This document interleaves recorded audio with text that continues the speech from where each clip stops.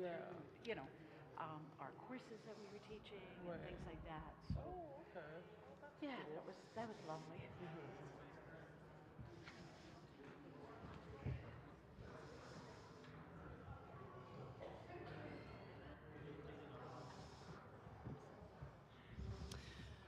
Welcome. Welcome to Knox. Thanks for joining us tonight. My name is Craig Miller, and I'm part of the organizing team that put our panel discussion together tonight. We acknowledge that we gather on Treaty 2 territory near the boundary of Treaty 1. This is shared territory of the Anishinaabe, the Dakota Oyate peoples, and it is the national homeland of the Red River Métis Nation. We also know that many other indigenous peoples call this area home. The first peoples of this beloved area on Turtle Island honored and still today honor Gitche Manitou, the Great Spirit, even as they honor Mother Earth. Each of us, we know, is called to take direct, concrete action so that we may honor our treaty obligations, the first peoples, and the land that we now call home. My friends, following a series of successful teach-ins at Brandon University over the last couple of years and a couple of events here at Knox, our team here at Knox decided we wanted to address some of the things that we were hearing in public spaces about immigration and refugees and international students. And we've become deeply concerned, and we have been for a period of time now, that the anti-immigration rhetoric in the States and the anti-immigration and refugee policies there are influencing Canadians on these subjects, and there's frequently misinformation and direct campaigns to influence Canadians on these topics. We trust that our discussion tonight is just a starting place. We hope that you'll maybe go home and do your own research, that you'll continue to have conversation, and that our panelists tonight will help kind of empower you to have conversations with your neighbors, with family members, with those you work with your colleagues. At the end of last year, the Environics Institute released a summary of its finding regarding Canadians' attitudes about immigration to Canada. The Institute reported that a majority of Canadians, about 56%, still believe that there is too much immigration to Canada. And a number of folks that were interviewed expressed concerns about the legitimacy of some of the refugees coming to Canada and how newcomers are integrating into our society. What's even more troublesome is that a significant minority continue to believe that admitting more immigrants leads to more crime, and that Canada needs to admit fewer racial minorities. We are grateful that our panelists have joined us tonight to address some of these concerns and educate us based on their own experience and expertise on these topics and how we're seeing this play out in the Brandon area and southwestern Manitoba. We know here at Knox that many good things happen when we honor diversity and create space and safe space to learn from one another. With that in mind, we thought we'd start with a song that reminds us of what is possible.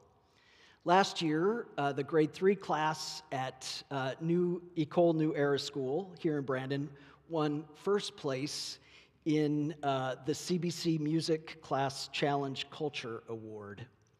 The class was recognized for their performance of the song Paper Heart using non-Western instruments. Students created original drum rhythms inspired by lyrics, chanting, "Love is the language you speak every day," highlighting creativity, teamwork, and confidence while sharing a powerful message of love and harmony.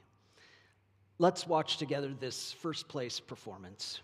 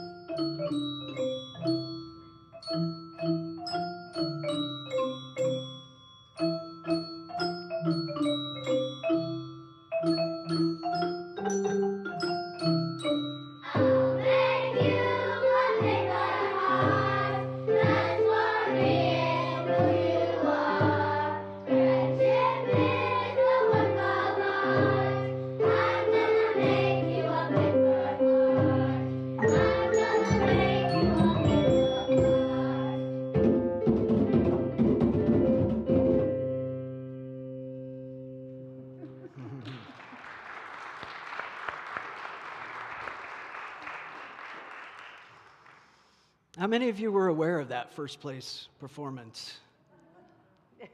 A lot of folks over here, not so many folks over here. It's a reminder that there are so many good things happening in Brandon and southwestern Manitoba. It's important for us and incumbent upon us to do some storytelling, to talk, to share stories of friendship and creativity and teamwork together, and that's part of what we're about tonight. We're very grateful for the panelists that have joined us tonight to speak, and I'll introduce them very briefly to you because we want the majority of our time to go to conversation together and hearing from them. So I'm not going to do long bios, as we often hear at some of these events. Dr. Patricia Harms is is professor of history at Brandon University and one of the co-founders of the Hispanic Association of Manitoba Incorporated. And she's here tonight to share some of her experience with us and to give us just a little bit of context of where we're at right now. Seated next to Dr. Harms is Emmy Taylor. Ms. Taylor came to Canada as an international student to play basketball at BU and has applied for refugee status. And we're so pleased that Emmy is here to share some of her lived experience with us tonight. And I noticed she's wearing her colors, her Murray Chevrolet colors tonight. She's found a home there, and we give thanks. Next to Emmy is Sherlyn Minyoa Kunarutnam. Ms. Kunarutnam works at the Rural Development Institute and has done some research with newcomers and immigrants in this area, and we're so pleased that she's come prepared to share some of that information with us. Many of you will know Enver Naidu. Enver served as the executive director of Westman Immigrant Services for 5 years, is that right? And has been very active in expanding the reach of WIS, and we're grateful that he's back at Knox once again to share his experience with us. And then Shannon Saltarelli is here with us from the city of Brandon. She wears many hats in our community.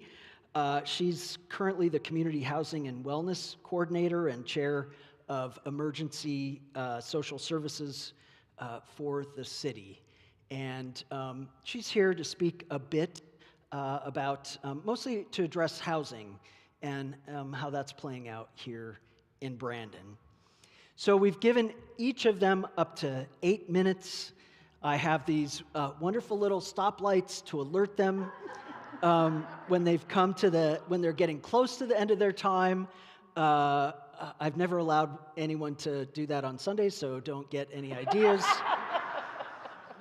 But we want to make sure that we hear from them, and then we have an opportunity to be in conversation with you. So once all the panelists have shared, we'll give them an opportunity if they have questions for one another or would like to follow up with anything. And if not, we'll move directly to questions with you. And I'll say this now, and I'll say it again in a little bit. A question is a phrase or a sentence marked with a specific punctuation. It's called a question mark. And so we would ask you to keep your questions succinct and brief and for it to be a question. However, if we have newcomers or refugees here with us tonight that would like to share their lived experience with us as part of our time, we'd be interested in hearing from you. That's the one exception that we'll make. All right, I'm going to start my timer. It's not very often that I get to put a timer on my spouse, so I'm relishing this tonight. That's why I've got her first up. Patty. Thank you. My name is Patty. I'm a Latin American historian, and I was ever so excited when we moved here to go into a store and be hearing Spanish, and I couldn't figure out where I was because we'd moved from Arizona, and I was used to hearing Spanish everywhere, and suddenly I'm in southwestern Manitoba, and I'm hearing Spanish everywhere. So I was very excited about that. I'm honored to be here to share immigration stories with others on the panel and to represent some of the stories I've learned from my friends and neighbors here in Brandon. I want to acknowledge I'm a third-generation settler, immigrant. My great-grandparents migrated here from the Russian Empire in the late 1800s, and some of them lived long enough for me to know them. And so our immigration story is part of my identity and that of my family. So we think about immigration. My family signed a treaty called the Privilegium with the Crown at the same time that treaties were being made with Indigenous peoples on this land. While my treaty guaranteed us the right to practice our Mennonite religion, abstain from military service, and educate our children in our own language, the treaties with Indigenous communities effectively erased and removed all those rights for them. So these two treaties stand in contradiction to one another. I would guess that for many of us here in this room tonight, our immigration stories in Western Canada and on the prairies particularly start after the treaties were signed in the 1870s as the new Canadian Federation reached out to the European regions for farmers. In my presentation for the immigration vigil on February 3rd, I reviewed briefly some of Canada's immigration policies. I won't do that here, but I'm happy to talk about that later if you want. Since the 1960s, Canada has worked to end overt racial discrimination, ultimately adopting the concept of multiculturalism, a rhetorical ideal that continues to guide many of us and attract people from across the world to make this place home. So I think there's room to improve that idea, but it is a beautiful ideal, right? I'm here to talk about the arrival of our Spanish-speaking neighbors to Brandon and within the broader Westman community. The primary impetus for our Spanish-speaking immigrants to come to Manitoba has been the Maple Leaf pork processing plant, which opened in 1999 and is currently the largest private employer in the city. The Maple Leaf plant was installed in Brandon to address rural underdevelopment. However, once the plant was up and running, they had great difficulty in attracting and retaining employees because the work's really hard and it's very monotonous. And so they began to reach out to other parts of the world for workers. The first foreign workers came from Mexico, but grew rapidly to include workers from El Salvador, China, Colombia, Honduras, the Ukraine, Mauritius, and Ethiopia. Currently, the plant employs more than 2,000 employees in 2 daytime shifts, and there's also a nighttime shift that some of my students have worked on. Once accepted, individual workers from Latin America came to Brandon for 2 years before being eligible to bring their families. So they come here alone and are forced to make these huge adjustments without their most intimate loved ones. The experience is highly gendered and dependent upon the familial structure of each worker. These workers were predominantly male. Far fewer women came in the first waves due to family obligations and traditional heterosexual family structures. However, women did come and often have stories of leaving children with grandparents back in their homes and the agony of that for them, knowing their babies are not here with them. Many of these workers adjusting to this repetitive and demanding work were living with other workers. Many of these workers not only work long hours at the plant, but also hold weekend and evening jobs to support not only their own families, but the families in their home countries. Many of the GDP for Mexico and Central America and many other countries, actually the highest GDP in each of these countries are remittances, money that people are sending home from the global north.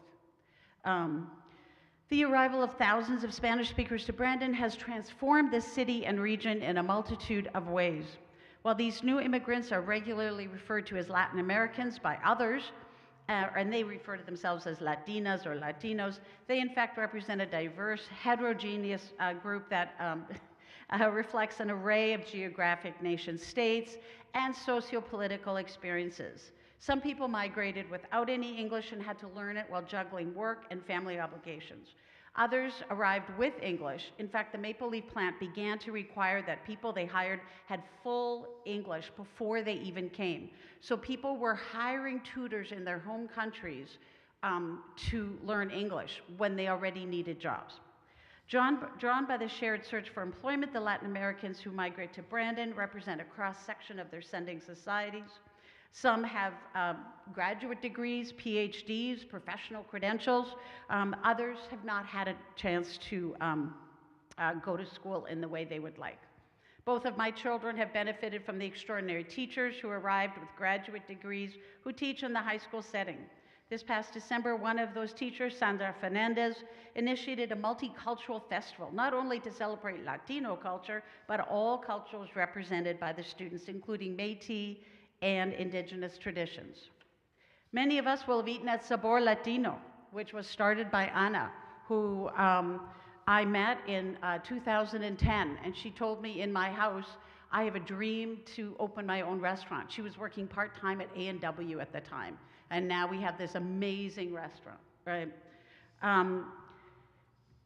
I have the honor to have the first generation of these immigrants now in university. They came as young children and have grown up in Brandon and are now, learning in education and business positions.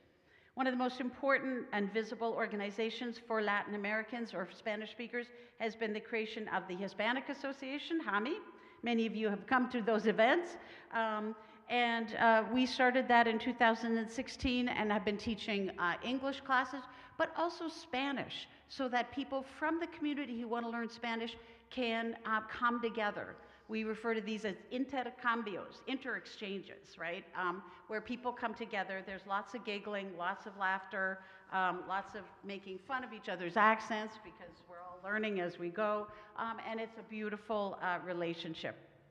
I've been very, very involved with HAMI, and we've done a lot to support newcomers who are learning how to manage their finances. What are taxes like here in Canada? What are the benefits? How do you file taxes here, right? All these, things that are so different from their home regions and all the different ideas.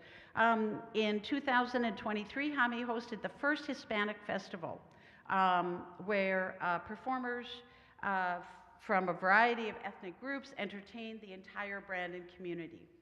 I'm honored to share the stories of our Spanish-speaking neighbors tonight. I know. They are hardworking, driven to succeed, grateful for the chance to live in Canada and contribute to this country while sharing their own cultural traditions and lives with those of us who have immigrated in earlier times.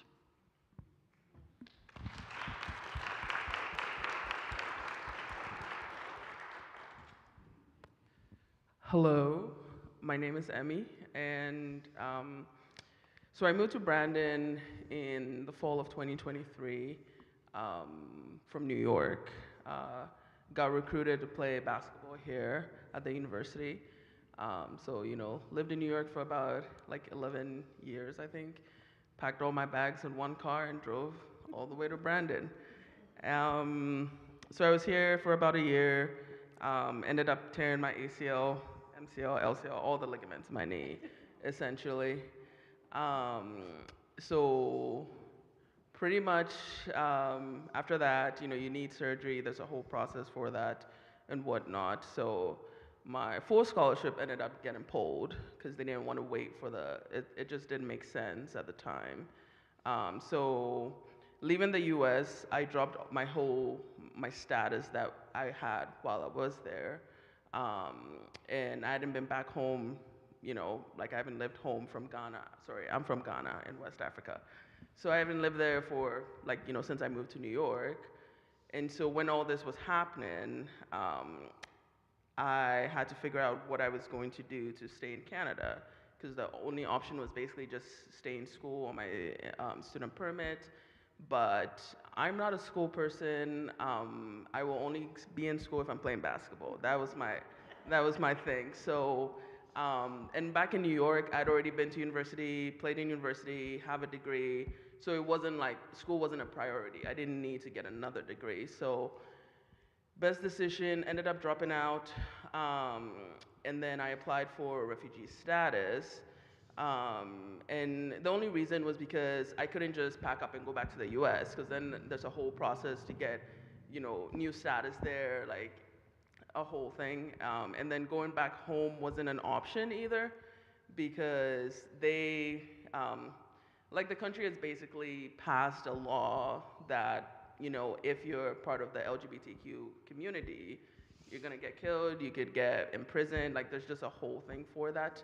And I haven't, like, not living there for, however many years, like I don't know what that looks like going back, and for me, like, I have, it's not unfortunate, but for some reason I have more male hormones than female hormones. So I tend to look like a dude. And I get that a lot. It is what it is, can't help it. But so going back home, that's just first instinct you see me, it's like I could get reported, I could like, don't know what could happen essentially. So, so yeah, so that's why I ended up, I talked to a couple people around in the Brandon community, and it seemed like the best solution was just to apply for refugee status, and kind of go through that process. So I did that in 2024, and I think I'm towards the end of my, like, the wait period where, you hear back with the decision to go for the interview and whatnot. So yeah, once I hear about that, hopefully it's good news. Because if it's not, I don't know what I'm gonna do. Probably find a different country to go to or something at that point. But so that's kind of like my story here. And I was lucky enough to end up finding a job here, with the Murray Auto Group, where I've been working for the last 2 years now. And it's been great. Yeah, it's been a great experience. Brandon is a cool place, despite all the setbacks, hoping for the best. So, yeah, that's kind of like my story. But, yeah.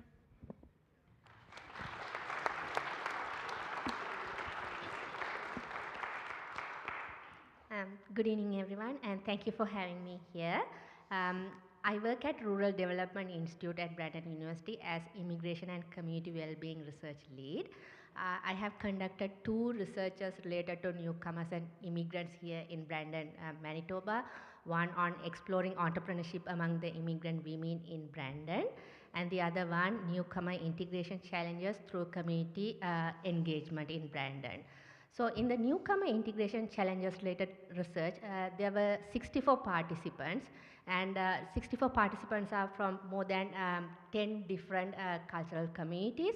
And the research identified the top 10 challenges newcomers face here in Brandon, Manitoba.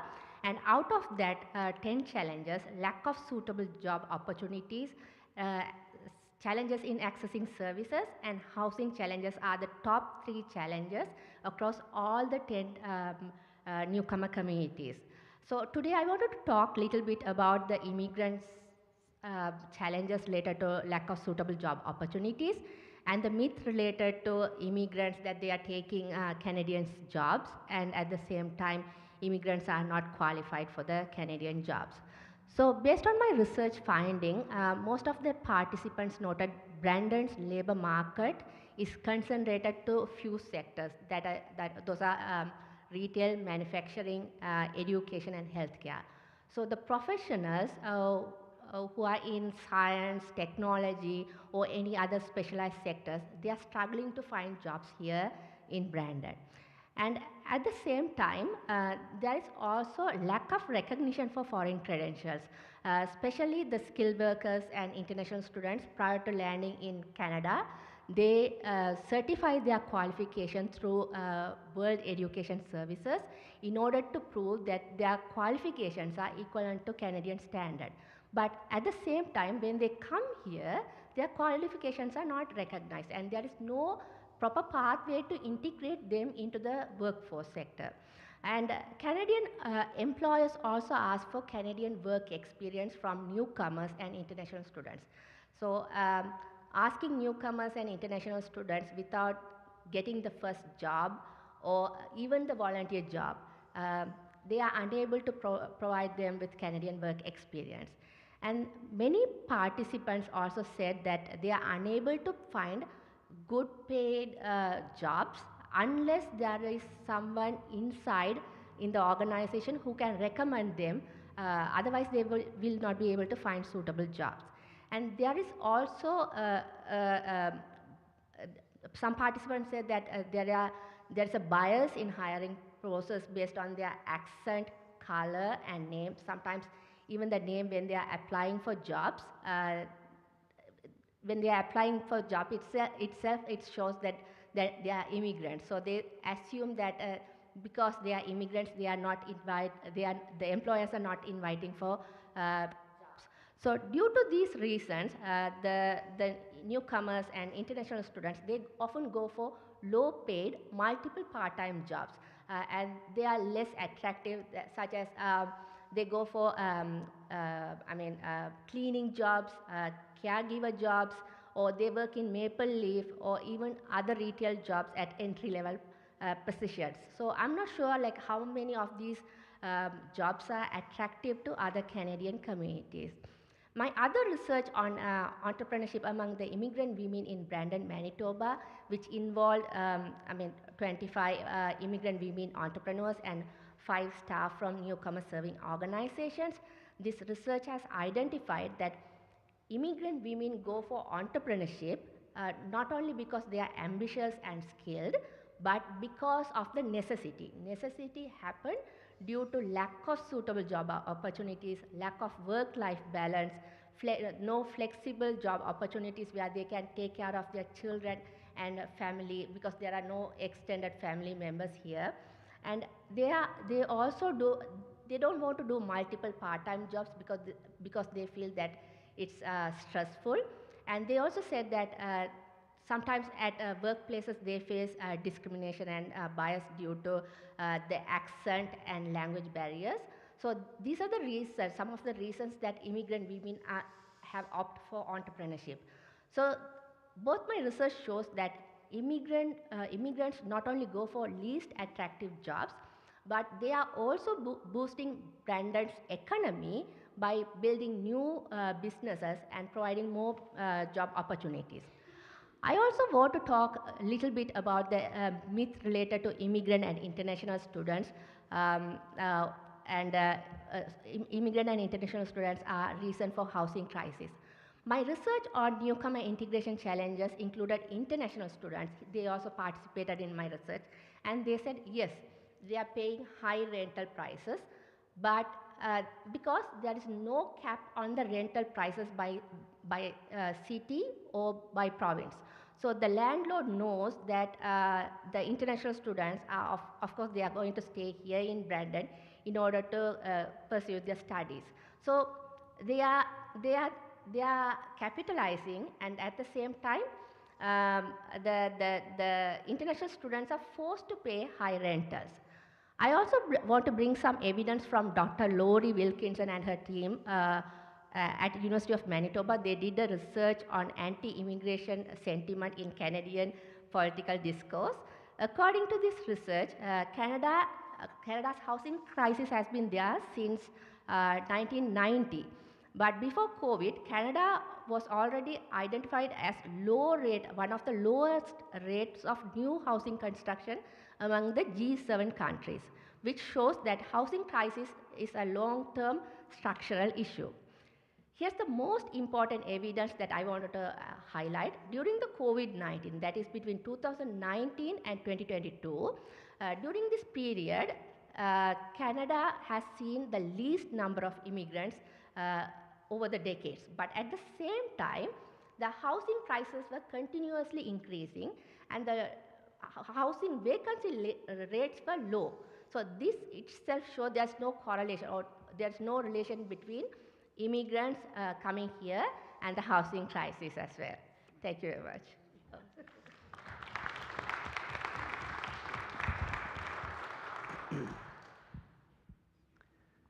That was a great acts to follow there, so I'm going to do my best to just shed some more light on this. So, as Craig mentioned, my name's N. Vanedu. I'm the CEO of Westman Immigrant Services. I'm also an immigrant as well, and so, I'm going to share a little bit of that experience. I've lived and worked in 4 countries, 3 continents, and 4 provinces across Canada, and I'm delighted to say Brandon is home. It's great to be here, and I'm a proud Canadian. So, the one thing I want to start introducing is that we use the word immigrants, international students, refugees, like these are homogenous groups, that everybody's the same when they are not. They all have their own unique experience and background and professional education. And I think that one of the things we want to start thinking about is being particularly conscientious about what language we use as we apply labels to various individuals' unique circumstances. But obviously, today we are talking broadly about immigrants and newcomers, so I'll try and add to a little bit of that perspective. I think one of the things that we really want to think about is why is this topic important? And why is it important for us here in Brandon? Why is it important for us as Manitobans? And why is it important for us as Canadians? We know that there is an aging population in Canada and we have low birth rates. I believe the projections 2030, 22.5% of Canada's population is expected to be 65 years or older. Now, this may play out differently in certain communities, but obviously this is important. We need immigrants to support our workforce. We need immigrants to support our tax base. Taxes pay for our healthcare. There's a variety of connections here that supports that immigrants and immigration is good for Canada. And then the other thing to think about is, unless you are Indigenous, many of you probably have an immigrant story in your family tree. And if you look back on that, think about how you and your family have benefited and contributed to the fabric of the Canadian society. And I'm certain that, as we continuously find ways to create more space for immigrants and newcomers from a variety of different backgrounds, we're going to see those contributions and we're going to see that enjoyment. And we already have. In Brandon today, I believe the statistics, over 20% of Brandon's population are immigrants. And as we heard from Patty, there's been a strong Hispanic contribution in terms of supporting that that landscape of new early immigrants coming into Brandon. I also wear the hat of the chair of the Westman Multicultural Festival. So in addition to working with Hammy, we've seen many other multicultural groups come together and want to connect, want to contribute, want to share within culture, but also learn as well. And so, I think that, again, Brandon's seen that benefit from immigration, but many communities across Canada has as well. And we've seen this not only in terms of the social and cultural fabric of our society, but we've also seen this in our economy too. One of the challenges that we're hearing often is, about immigrants and refugees being a potential drain on the economy. I would like to maybe add a different perspective, and I think that Shailen touched on this, which is the fact that many immigrants and newcomers are overskilled and underemployed. Now, this is a very complex issue. There are regulated professions and non-regular professions. There's a variety of industries, trades, and certainly, there is a need for upskilling. There is a need for gaining new skills to be able to transfer some of that skill into the local economy. But we know that in Manitoba in particular, 70% of immigrants are arriving through economic pathways. Formal education, formal career, mid-level, high proficiency in one of our 2 official languages. They're ready to work. They're ready to contribute towards the economy. And we've seen this play out across Canada. And I think that if we can tackle the underemployment of immigrants, the figures is quite dramatic. There's a $50 billion loss in our GDP due to underemployment of immigrants across Canada. Imagine what that would do for our tax base. Imagine what that type of resources would do to support all communities. And so, I think that that's an area, knowing that one of the unique things we have in Manitoba, being friendly Manitoba, and I would probably say some Brandonites might think they're even more friendlier, there's an opportunity to come together and think about connecting immigrants to different pathways, supporting that professional networking, thinking about ways how do we support those individuals and families contribute because that's what they're excited to do, to build a new life in their new home. The other thing that we're hearing about is housing challenges that I know it does come up quite regularly, particularly in mainstream media. And I think that, you know, as community members, we may want to push back a little bit and try and figure out, is that a reality that exists in our community? Or is it most popularized by the challenges that urban centers like Toronto or Vancouver is having? When we look at housing inventory and particularly the housing continuum, and I know we're going to hear about from a housing expert in a moment, but there's different types of housing along the housing continuum. And immigrants and refugees, they typically pay market rate rentals. They're looking at home ownership opportunities. And there is housing inventory in that particular segment. Now, obviously, when it comes to affordability, you know, this ties in with your employment status. This ties in with whether you're underemployed and you have the ability to actually purchase that home. And so things are complex. But I think that, you know, housing challenges, you know, as Shailen mentioned, has been structural. It didn't just materialize recently.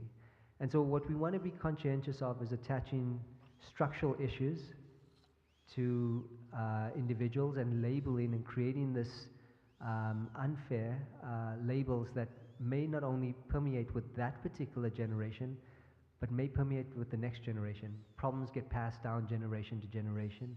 And we want to be conscientious about that, particularly at the community level. We've seen in our history where we label or attach challenges to certain population groups and how that can have a negative impact. And I think that this is a moment in our time where, as proud Canadians, as you know, community members, finding our voice, finding our courage to really dig deeper and disconnect structural challenges from you know, other potential complex things that might be impacting those certain circumstances. I do want to leave you with just some of the highlights, you know, that we've seen in Brandon. 70% of new businesses downtown are being started by immigrants. When we look at national data, over 50% of all home childcare providers in the country, immigrants. When we look at, you know, projected out in terms of who that new workforce is going to be, that net growth, particularly as you know, we've seen some of the workforce retired and creating space for new workforce to enter. Immigrants is going to be contributing towards that. And so I'll end off by saying that, you know, language and terminology is going to be really key as we move forward in trying to understand what some of the challenges are. There are different pathways to becoming a permanent resident in Canada. You can come into Canada through direct immigration pathways. You can come into Canada as a refugee. There could be government-assisted refugees, privately sponsored refugees. You can come in as an asylum seeker seeking refugee status. You could come in as a temporary resident, perhaps through a temporary foreign worker program, and then seeking opportunities to gain permanent residency. You can come in as an international student. And the reason why all of these are important is that they present different complex challenges, but they also present opportunities for us as a community to think about how do we support those individuals and how do we make them feel welcome. Thank you very much.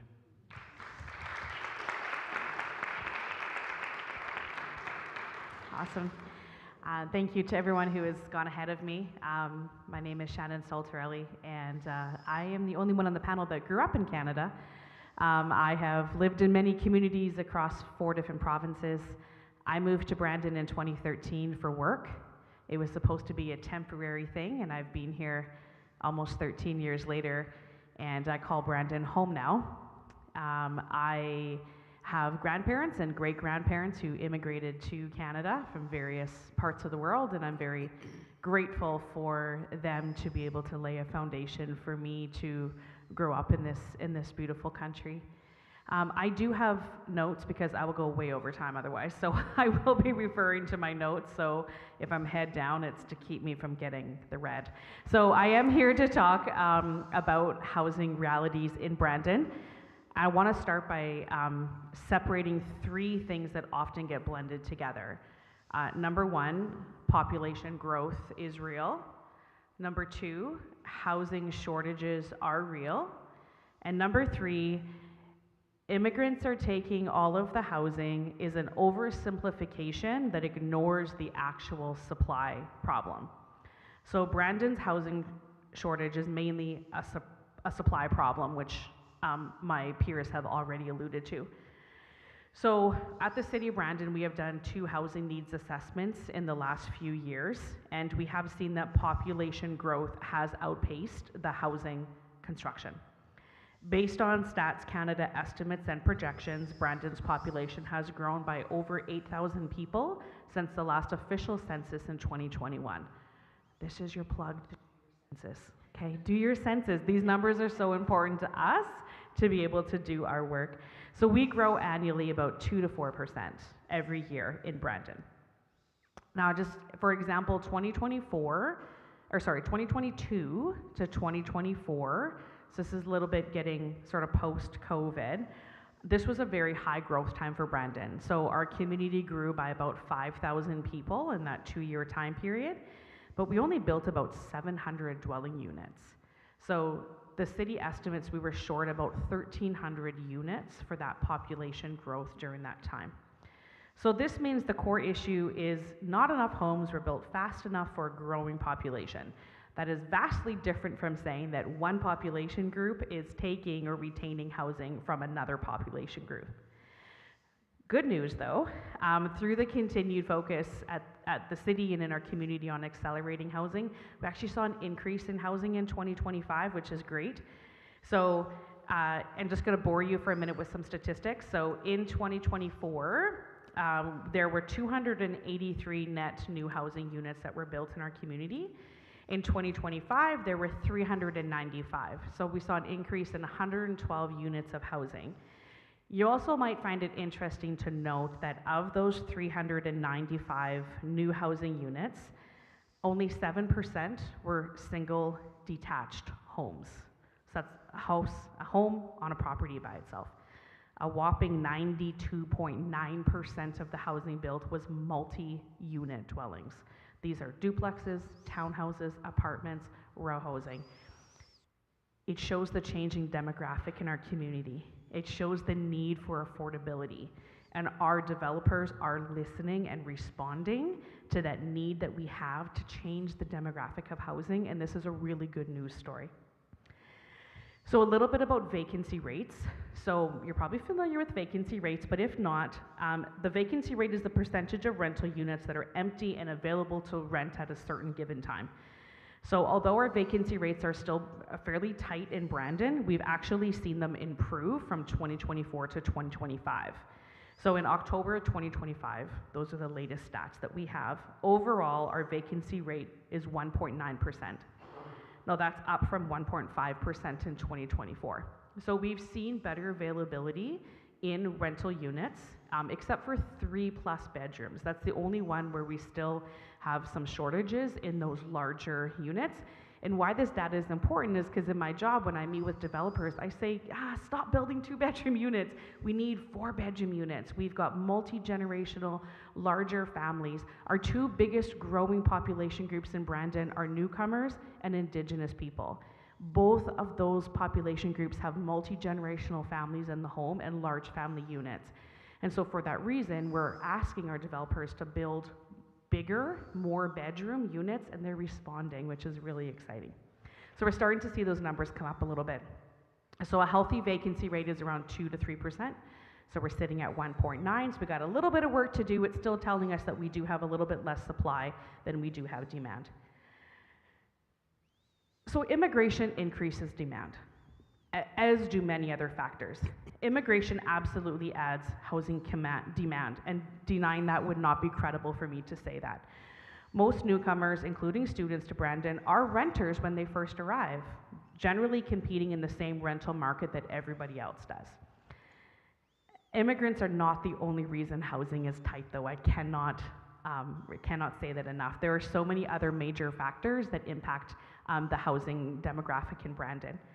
So higher construction costs, that's the biggest impact of housing affordability. The cost of construction has increased at more than double the increase in inflation over the past 10 years. So those construction costs are due to like materials, tariffs, and labor. We have higher interest rates. That's been slowing down development. We have migration of other people groups moving from remote and northern Manitoba communities. We are a hub city. People are constantly moving to Brandon for services, education, social services, programming, and so on. We've got more people living alone in smaller households. We have seniors that are aging in place. We have Canadians moving between provinces and cities, like I was one of them, and I had trouble finding housing when I moved here. We have an aging housing stock and a lack of affordable units and home ownership. So the CMHC has reportedly said housing demand across Canada has exceeded supply for years. Blaming one area of impact alone skips over all these other systemic issues. It's important as a community that we are exploring and understanding the gaps in the housing continuum, projecting what growth is going to look like in our community, to plan for that, and to continue to accelerate the creation of appropriate housing types that meet that changing demographic in Brandon. Remember that immigrants aren't the only housing consumers. Our growing economy has greatly benefited from immigration, and we have a responsibility to meet the housing needs of all residents. Canada's own economic profile for Brandon says that 22% of employed residents are immigrants. Brandon's workforce had been shrinking without immigration, adding skilled workers and business investors, which we've heard about. Immigrants help fill labor shortages in healthcare, manufacturing, retail, and essential services. This matters because our community relies on construction workers, nurses, teachers, truck drivers, meat processing workers, skilled trades workers, social workers, and healthcare aides, and they all need housing too. So in conclusion, immigration and permanent resident levels have fluctuated, but overall increased in the last decade. It is reasonable to conclude that it has contributed to increased housing demand faster than Brandon could build homes. Immigrants and students are part of the demand increase, not the cause of the housing shortage. Construction costs, housing stock, and increased rental rates and purchase prices continue to be the main cause of the housing shortage in Brandon. Thank you.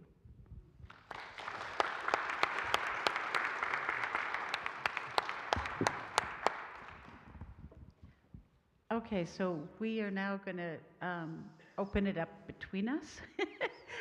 So we can ask each other questions if we like. So does anyone have anything to add or ask? I have a question for Emmy. What was your experience when you moved here trying to find housing? Did you move into student housing, or did you have to try and find housing? And what was it like without having like a reference or anything like that? So I actually did a room with a family. That's how it ended up working, because a lot of people were like, they wanted references, and it just ended up working out where I think I got it off Marketplace, and then they happened to know my basketball coach at the time, and so I kind of said, well, I know this lady, that's about it, kind of thing, and she was like, okay, if you know her, I trust her, so yeah, and then that's how I first got housed in here, yeah.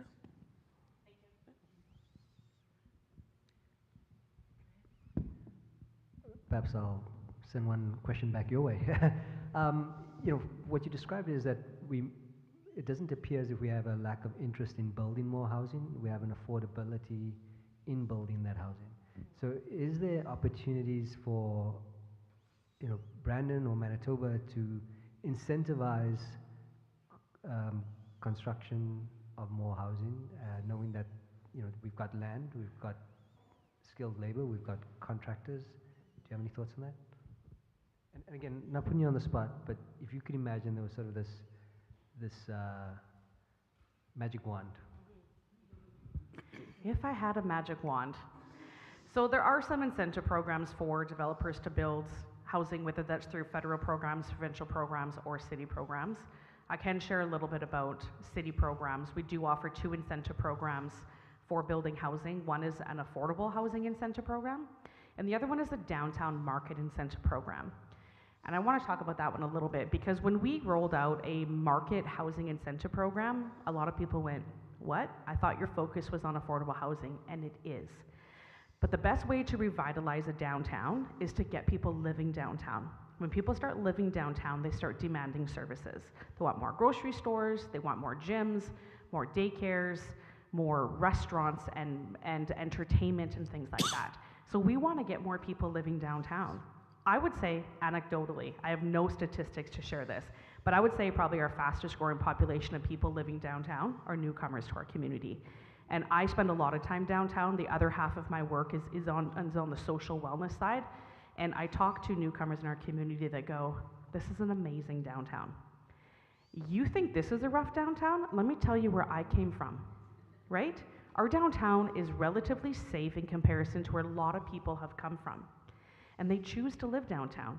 We see places like Massey Manor that are full of newcomers in our community, and they're bringing a really special perspective downtown. And Enver talked about the massive growth in businesses at the hands of newcomers to our community in the downtown area. So by us providing an opportunity and incentive for developers to build market housing downtown, I'm hoping that that means we have more newcomers having places to land in a part of the city that a lot of other people don't want to live in, and other people go, this is a great place and it feels like home, and so we're providing that. So we're working with a couple of developers on some sites downtown. We're hoping to have up to 150 units of market housing in the downtown area in the next couple of years. So that is one way that we're trying to increase housing stock in our community. I have a question. I want to pick all of your brain and your wisdom. Working with and just collaborating and allying with Latin Americans. And the more I've gotten to know people, the contradictions, and you raised this a little bit, the contradictions between the policies that Canada has, where, I don't know if any of you have ever filled out the immigration, how to get to Canada. We had to do that because I'm married to an immigrant. Is, you know, you have these levels, right? You have education, so you get more points. The more things you can check off, you have more points. However, once you get here, none of those count. And none of those matter. So you can be a medical doctor and now you're cutting meat at Maple Leaf. You can have a PhD in Latin American women's history, like myself, and be scrubbing floors at Pizza Hut, which is, I met somebody years ago who was, you know, she is meat, right? We have these constant contradictions between what Canada says it wants and then what it lets you do once you get here. I just wanted to hear from others who think about this a lot. I know Sherlyn and I have talked about this a lot. We've worked together at the university and collaborated a bit. But maybe even Enver, since you probably confront this all the time, you know, what can we do to like either change that policy so that we, you know, we can make use of these brilliant, wonderful, well-educated, skilled people, you know, without having them lose all that. I appreciate that, Patty, and I can tell there's obviously a lot of passion in that question because, you know, the last thing we want is for individuals to move and not be recognized for their education, their skills, and their contributions. So I'll talk about it in two separate ways. One is just imagine if any one of you went on holiday, you left Canada, you went to, I don't know, country X, and you got sick there. And there was a doctor. You're not going to ask him, can you show me your Canadian equivalency before you treat me? No, you're going to accept it as, you know, that's a trained medical provider and they can provide care to you. And so there is a disconnect. I think that's kind of where I'm going with this. And it's a complex disconnect. And part of it is just that our immigration system is federally regulated. Our education system is provincially regulated. And, you know, in Manitoba, there's 32 regulated professions. You know, they're all provincially regulated as well. So, and when you move to Canada, you know, you can move anywhere. Like you have that freedom of mobility, and so that's an advantage. But it also means that you've got, depending on what province you end up in, or what territory you end in, you're going to have to work through that regulatory system. And so there are bridging programs, there are opportunities to try and support those pathways. I think we need to find ways to amplify that and get more regulated professionals connected into those streams, and I know good work is already happening. I think the other challenge we've seen as well is that in non-regulated professions, there's some challenges happening there too, and I sit on some national working groups where we're discussing the same challenges across Canada.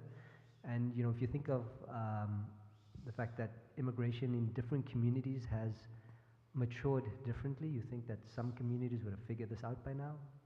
They're still having similar challenges. I think what is required is, you know, conversations like this, bringing different stakeholders together, industry, employers, trade associations, regulators, government, and thinking about, you know, we can't necessarily move the needle on everything, but we do know that there's some critical roles that do need to be filled to support the fabric of our society. Maybe we start there. And we've seen some work happening. We've seen some success in healthcare in Manitoba, so I think there's more good work on the way.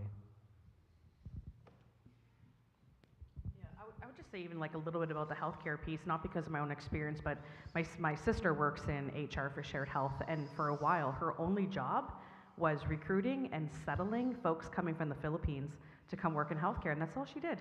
And she loved her job so much. And we're talking about some of the kindest people in the world coming to our province to come work in healthcare, and she was blessed to be able to do that.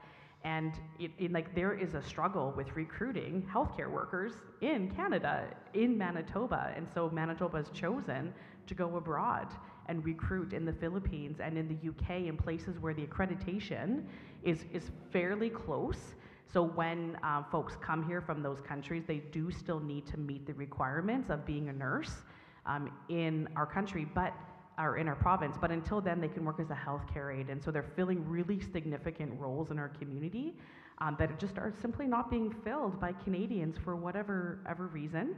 If you're talking to young people in your lives, tell them healthcare aide and nursing is a great sector to get into, as well as paramedics. We're desperately short of some of these workers.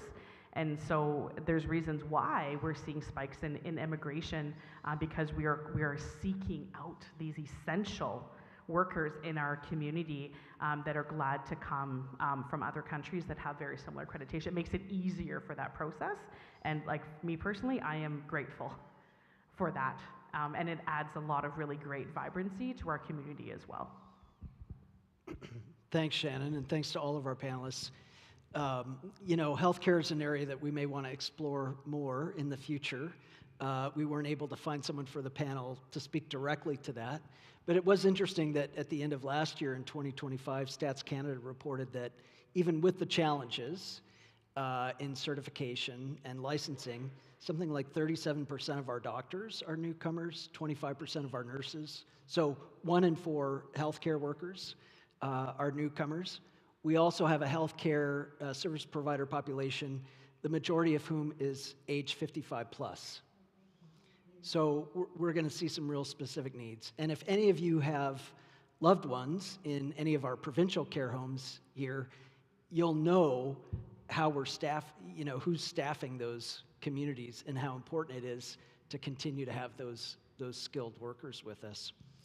We want to open things up now to your questions, and I just remind you that a question is a short phrase or a sentence marked by a question mark. If you would tell us your name, and if you want to have a particular panelist speak to your question, or if it's open to the whole panel, let us know that as well. And we know that people have hearing impairments, so we do ask that you use the microphone. And these are kind of like ice cream cones. The closer you hold it to your mouth, the better. And I'll also note that our session tonight is being live streamed, and it'll be archived on our YouTube channel. So if you want to go back and watch it, or if you want to recommend it to someone, you can do that at the Knox Connection. That's our YouTube channel. All right, who wants to offer our first question?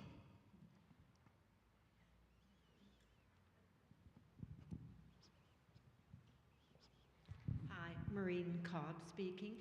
Emmy, I'd like to know what can we do as a population, as a church group even, to speed up your refugee status?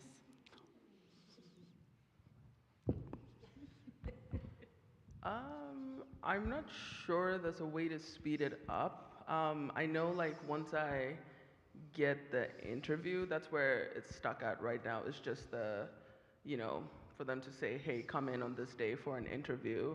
But once I go there, that's where, um, like, I can bring like letters or people like, saying, hey, like we want Emmy to say, like just stuff like that.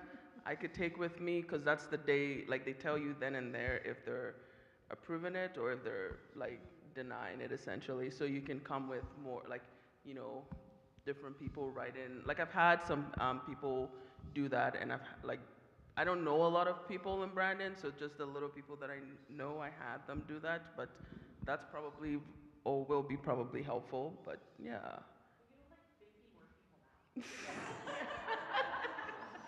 That's fair. We can just sign a petition. Just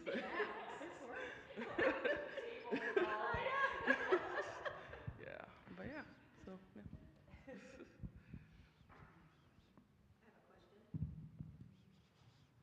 I, we have at Forest United Church, we have a Muffin Monday, and often we talk about education, immigration, and there's other things. And this is just a very small group, maybe 9 to 12 people.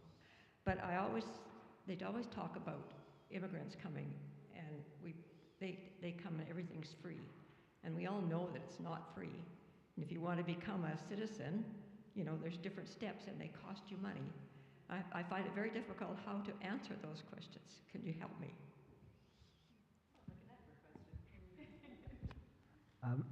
I will say you guys are all excited about Monday, so we'll put it in our calendar.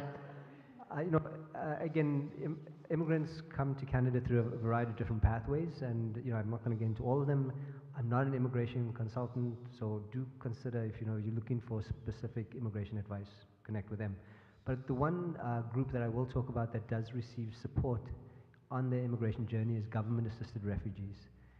And there's also privately sponsored refugees as well that may have groups that would support them financially in that, in both arriving and their settlement journey. But government-assisted refugees, they receive support based on the size of the family, and it's also only available for 1 year, and then it tapers off. And then there's other supports that they connect with, including employment.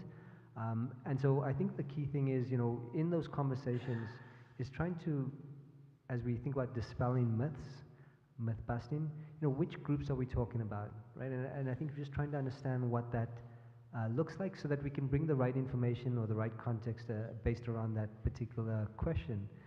And I think if we don't have that insight, it's very easy to use this very broad paintbrush and say all immigrants, when we certainly know that that's not the case.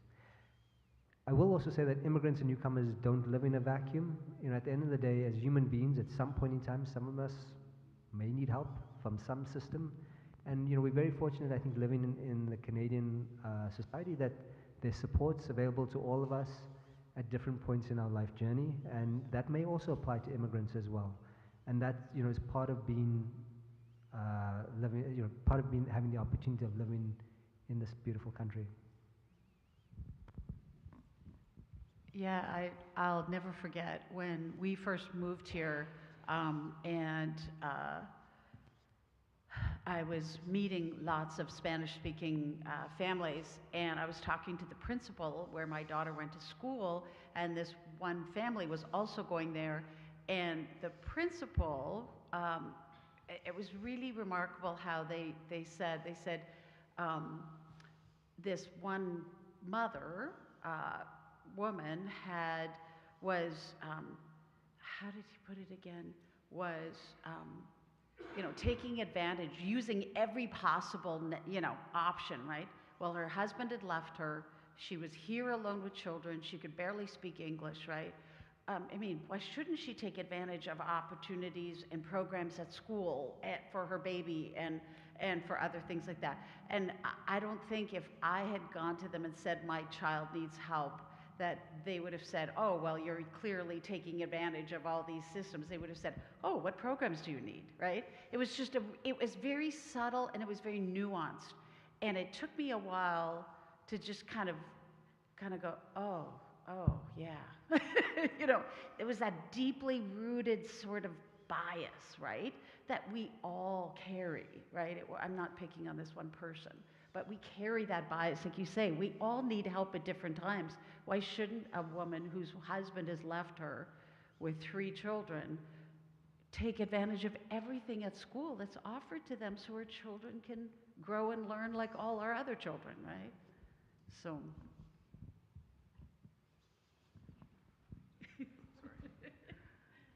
I'll also add from personal experience, like it's very far from it. Like we get, like everything's free for us, because people don't realize even with like for me with BU, once they drop the scholarship, I'm not gonna just get 20 grand to pay for university. Someone who's from here, they're not paying that much, right? So people don't understand like we have to pay like everything out of pocket, like, and if you don't have that, you're toast essentially. Like, you can't apply for loans because no one wants to loan to someone who potentially could only be here for 4 years. They don't know if you're gonna live here forever or if you're gonna go back home. So there's just a lot of yeah. And even in the U.S., it's the same thing. People are like, oh yeah, like everything's free. Like, you don't get it that way. They don't realize it's actually paying for things out of pocket with actual cash is much harder than, having to take out a student loan, like, and just pay it back later. Or, because when I went to university back in New York as well, like I paid for university, I think it was like $28,000 every year I paid in cash. And I worked, 5 jobs throughout the school year type thing. So people don't realize you work for what, like being in a different country is definitely a privilege, but we work to be there. Like we work for it. I think that gets lost sometimes, where it's like, oh, you're just in a new country, like who cares, like, but like we work, we want to be here, so we do what we can to be able to stay here. So yeah. Sure, Enver. Yeah, like it, yeah, like it, yeah. So just to add to that, thanks. I mean, I think what we're talking about here is international students, and there's a differential fee between international students and domestic students. I'm not going to talk about the policy on it, but just more the numbers. And so, it's between 4 to 6 times higher than domestic fees, which is quite significant.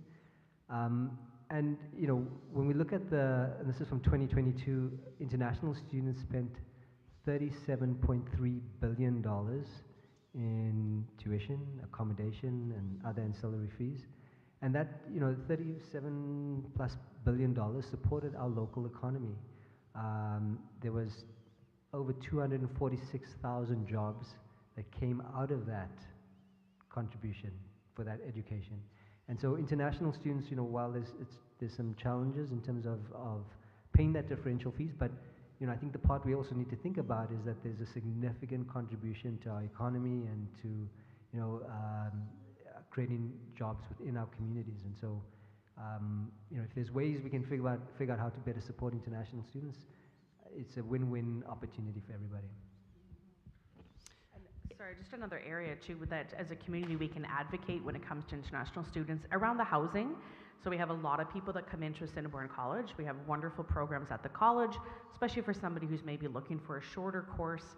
Housing can be really challenging to come to a larger educational institution that doesn't actually have housing, like residents at the college.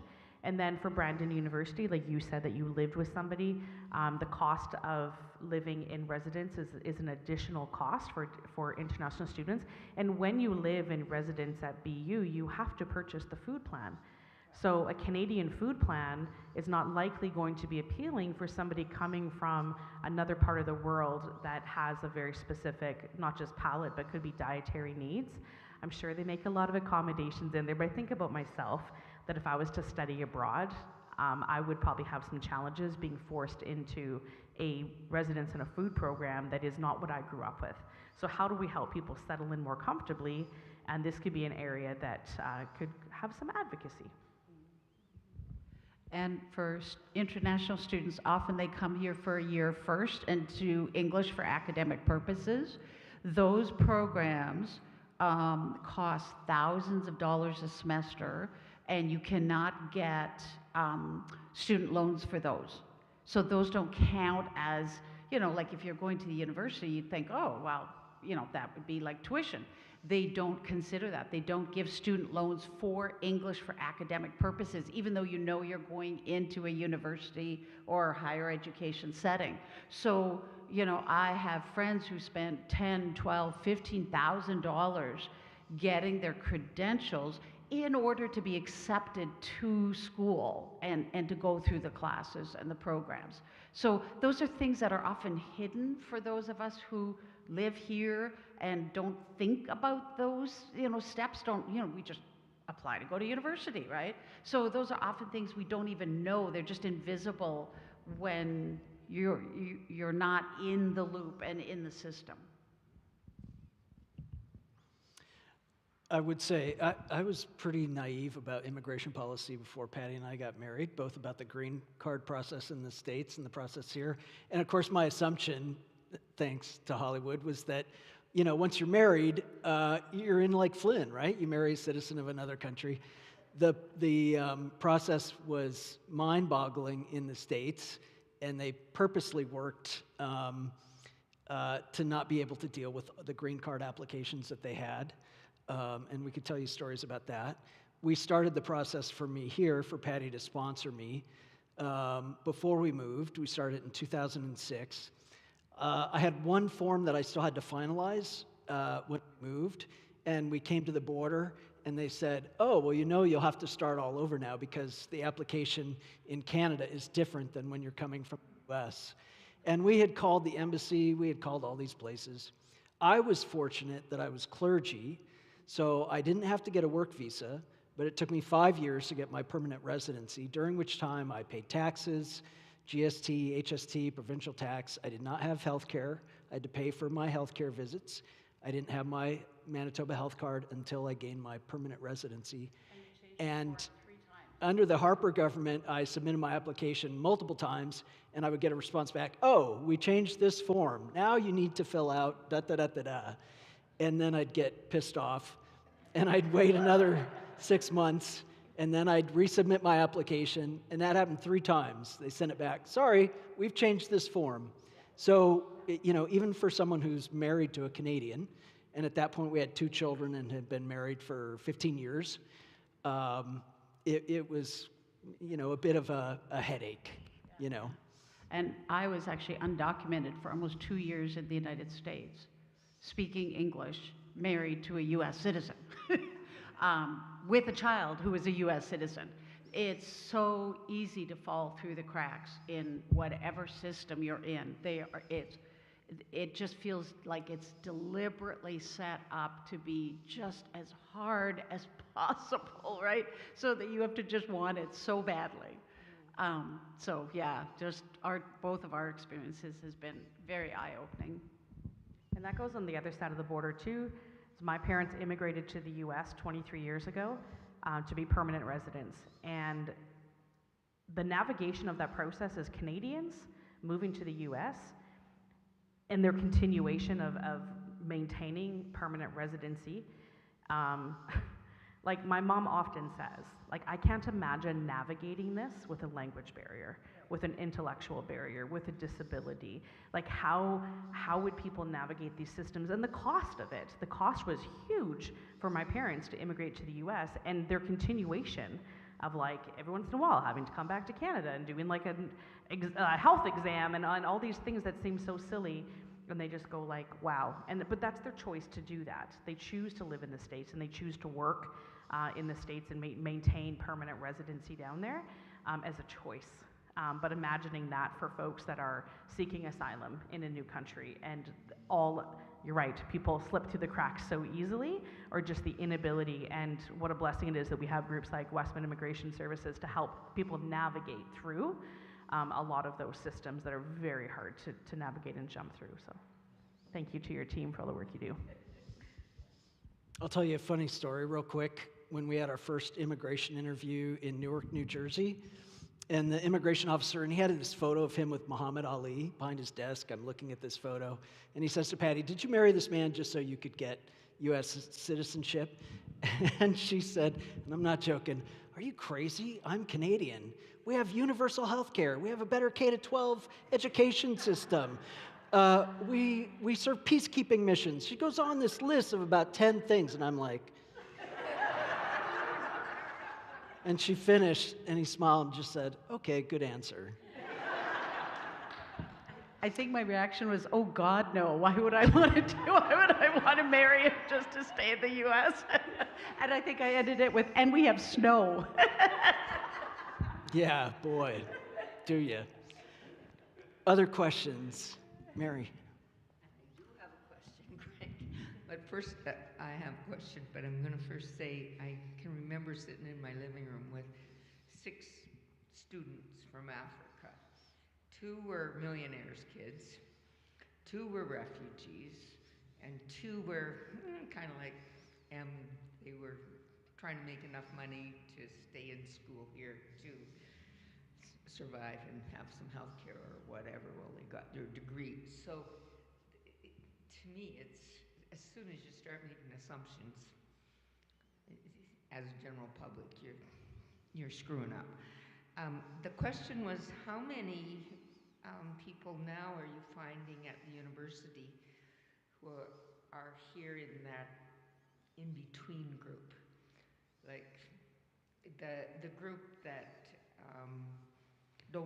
can't really buy their way in, so they have to have jobs, and can they actually make it now? You understand what I'm saying?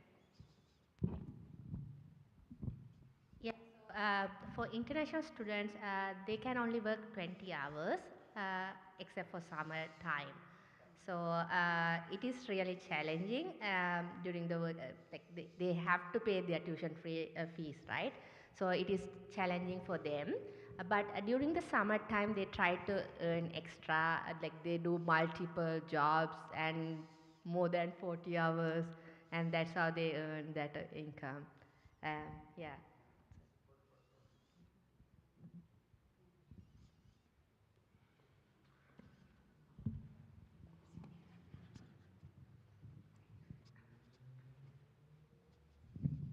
Thank you. Garnet Boyd.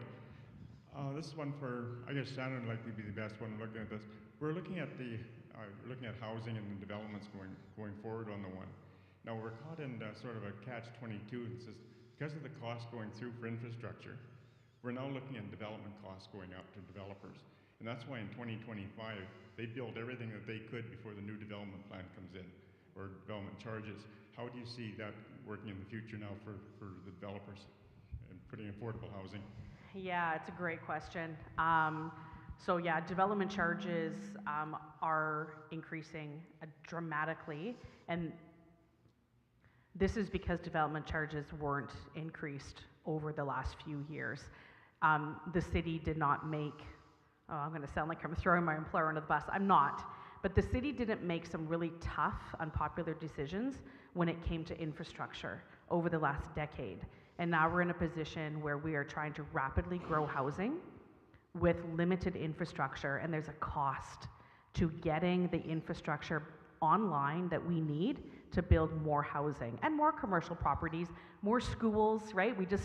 There's just that announcement that we're getting a new K-8 school in Brookwood. That stuff takes infrastructure. So some of the cost of that goes back onto the developers by means of development charges. And so we've had to set some prices that are quite high. We're going to try and do a bit of a tiered way of those development charges. But it does pass on a lot of the cost to the developer, which makes it challenging to create more housing and affordable housing.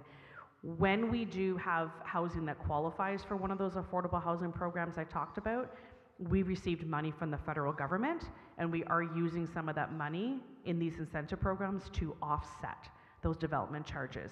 So if somebody wants to build transitional supportive housing right now to help support folks that are struggling with houselessness, we are waiving those development charges. For the developer, we're paying for them ourselves through that money that we receive from the federal government. Same with that downtown market incentive program, that is one of the incentives, is to offset those development charges. But yes, because developers knew that those development rates were increasing very rapidly in the next few years, we did get a bad rush of permits in, but that was good. I mean, it's good for us to accelerate some of that housing. The flip side of that is that it is going to cost, that's an additional cost on top of everything else. The cost of construction, the cost of materials, the cost of labor, et cetera, et cetera. Yeah. So we push for other levels of government to try and help incentivize in other ways. It could be a GST rebate, apartment construction loans, cheaper rates of insurance, like whatever it may be.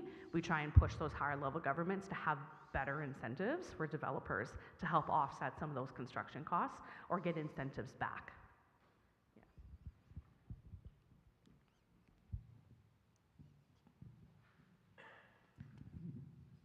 I'm wondering about the backlog in, my name's Elaine Gibson. I'm wondering about the backlog in the immigration files. Is it because they don't want to let people in? Is it because there's such a level of bureaucracy? Is it because there's not enough staffing? Other reasons. So I found out, so someone told me this thing that you can do when you do like any kind of application with immigration in Canada, where you can actually request all documents, like to see how it's actually progressing. And I still don't understand it, but even for mine, like someone will look at one thing, and then 4 months later, a different person will look at the next line.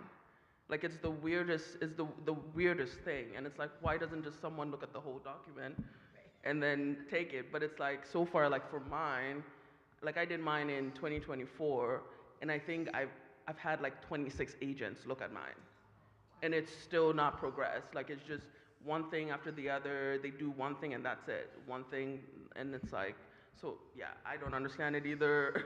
Like, but yeah, yeah, go for it. So what happens, it's actually interesting. So usually in the province, you will get the nomination letter, and then once you get nominated, then you apply for the PR.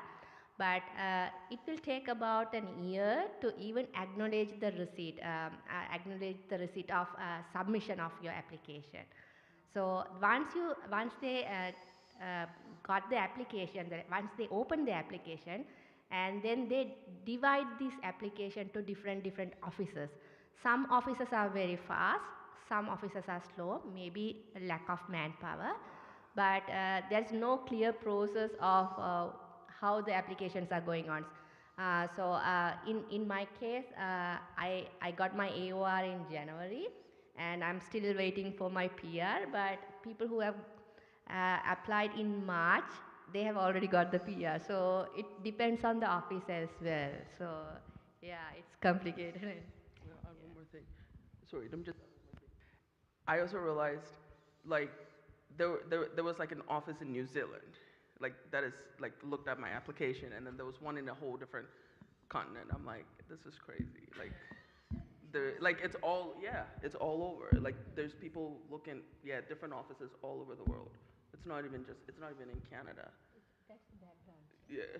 That's the background check, right? Oh no, was it? No, it wasn't the background check. Okay. Yeah, like it was. Yeah. So, I don't have the answer to that question, but I just wanted to add some context. We are talking about myth busting. We are talking about making assumptions. And I think, we don't know what the processing is for everybody. And there's some complex cases out there that might take time to process. We don't know what that looks like. I would like to make the assumption, we've had high levels of immigration. I would like to make the assumption that, our system, while not perfect, it is working. There's many immigrants that have arrived, that have come through a variety of different pathways to, either arrive here temporarily and now they're seeking permanent residency, or they've arrived at permanent residency and eventually they're working their way towards citizenship. While we don't have a perfect system, we can see it is working because we've had high levels of immigration. But again, in the spirit of myth busting, when we don't have the answers, I'd encourage folks to, if you've got access, try and get the answers, or maybe we need to recognize that there's some complexity in figuring out what that those answers could look like. We've got time for one more question. I was just going to add that some of the tensions we're seeing around what you're saying, Enver, is the difference between what's happening with globalization and the extraordinary transnationalism of everything except people. So everything flows across borders, money, jobs, companies, right? Everything, but the tension between what people are needing in this very global system that has just changed dramatically in the last 30 years. Anyone who's lived longer than 30, 40 years knows how different the world is, right? Since in the last little bit. And that tension where everything flows and goes back and forth except humans who get, who hit every border, right, along the way. So it's a really fascinating, from a scholarly perspective, from a human perspective, it's horrifying, in terms of the kind of tensions and struggles it creates for people who just want to live their lives, right?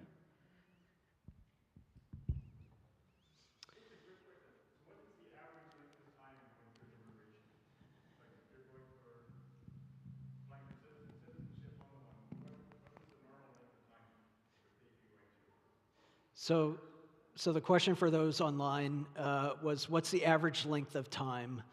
And I would imagine, Enver noted all the different pathways for coming in, and I imagine that it's different for all of those. We don't have an immigration specialist with us tonight, unfortunately, and maybe that's something that we could look at in the future. Also, maybe it's incumbent upon us to go out and find some of that information. All right, well, we are at the end of our time at 8:30. Thank you for joining us tonight. If you would like to speak with one another or one of the panelists, we invite you to do that. If you have an interest in upcoming topics that we address, please let myself know or members of our team, Wave, Betty, Debbie, Elaine, let members of our team know, and if there are things that you'd like us to follow up with, we'd certainly be glad to do that. Thanks for taking time on this beautiful night to come out and educate yourself, hear about what's happening in our community, and also to look for ways to support our newcomers. We know that they contribute so much and they add so much to our culture here and our environment here. Have a good night.